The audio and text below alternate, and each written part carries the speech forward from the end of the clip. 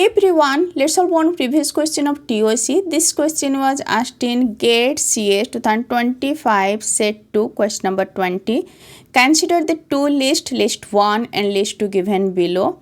These are the two lists for matching of the item in list 1 with those in list 2. Which of the following options is or are correct, and 4 options are given. First statement of list 1, context free language, closed under union, not closed under complementation, closed under intersection.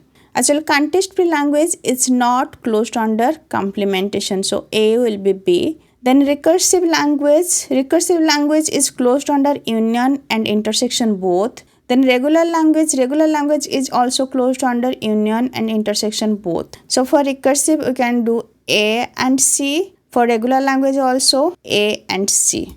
Now check the options. Options B, one is B, yes, true. Then for second A, in option C, second C, both are true.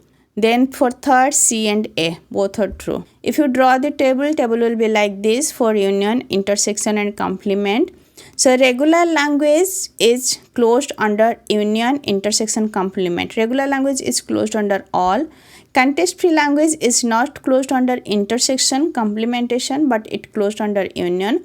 Recursive language is closed under all. Okay. So one will be B. For second it can be AC. For third it can be AC. So answer will be both B and C. I already discussed this whole table for all the operator. Just go through the lecture, and if this lecture is helpful for you, please like, share and subscribe. Thank you. Bye bye.